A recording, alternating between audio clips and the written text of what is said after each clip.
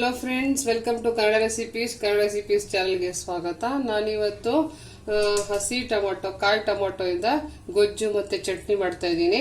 ಹೇಗೆ ಮಾಡೋದಂತ ನೋಡ್ಕೊಳ್ಳೋಣ ಫ್ರೆಂಡ್ಸ್. ಮೊದಲು ನಾವು 2 ಟೇಬಲ್ ಸ್ಪೂನ್ ಆಯಿಲ್ ಹಾಕೊಳ್ಳೋಣ. ಇದಕ್ಕೆ ಮೊದಲು ಈರುಳ್ಳಿ ಹಾಕೊಳ್ಳೋಣ, ಕರಿಬೇವು ಎಲೆಗಳು,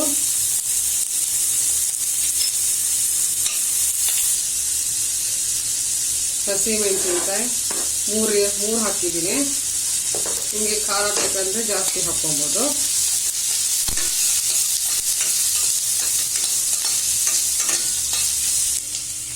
ಒಂಚೂರು ಕೊತ್ತಂಬರಿ ಸೊಪ್ಪು,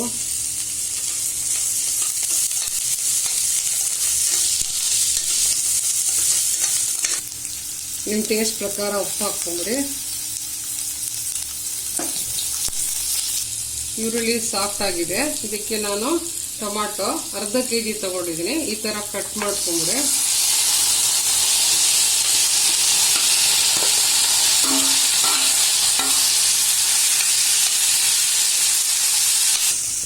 ಇದು ಚೆನ್ನಾಗಿ ಮಿಕ್ಸ್ ಆಗಿದೆ. ಸ್ವಲ್ಪ ಬೇಲಿ ಮುಚ್ಚಳ ಹಾಕಿ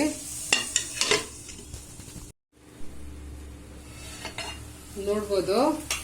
ಇದು ಟೊಮಾಟೊ ಬೆಂದಿದೆ. ಜಾಸ್ತಿನೂ ಬೇಯಬಾರ್ದು, ಯಾಕಂದ್ರೆ ಅದು ಕ್ರಂಚ್ ಹೋಗ್ಬಿಡುತ್ತೆ. ಇದು ರೆಡಿ ಆಗಿದೆ. ಸ್ಟವ್ ಆಫ್ ಮಾಡೋಣ.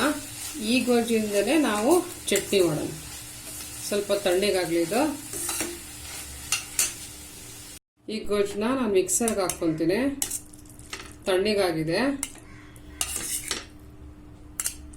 ತುಂಬಾ ಫ್ಲೇವರ್ಫುಲ್ ಆಗಿರುತ್ತೆ. ಕಾಯಿನೂ ತುಂಬಾ ಹುಳಿ ಇರುತ್ತೆ. ಅದಕ್ಕೆ ಸ್ವಲ್ಪ ಹುಣಸೆಹಣ್ಣು, ಶುಂಠಿ ಇದು 5 ಬೆಳ್ಳುಳ್ಳಿ, ಮೊದಲು ಹಸಿಮೆಣಸಿನ್ಕಾಯಿ ಇದೆ. ಇದಕ್ಕೆ ನಾನು 2 ಸೇರಿಸ್ತಾ ಇದ್ದೀನಿ. ಒಂಚೂರು ಕೊತ್ತಂಬರಿ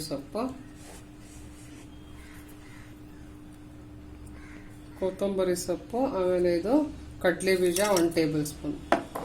ಇದನ್ನ ಸ್ವಲ್ಪ ನೀರು ಹಾಕಿ ಮಿಕ್ಸ್ ಮಾಡ್ಕೊಳ್ಳೋಣ. ಇದು ರುಬ್ಕೊಂಡಿದ್ದೀನಿ. ಉಪ್ಪು ನೋಡ್ಕೊಂಡು ಹಾಕೊಳ್ಳಿ. ಇವಾಗ ಇದಕ್ಕೆ ಒಗ್ಗರಣೆ ಹಾಕೋಣ. ಒಗ್ಗರಣೆಗೆ 2 ಟೀ ಸ್ಪೂನ್ ಆಯಿಲ್ ಹಾಕ್ತಾ ಇದ್ದೀನಿ. ಸಾಸಿವೆ ಹಾಕ್ತಾ ಇದ್ದೀನಿ. ಒಂಚೂರು ಇಂಗು,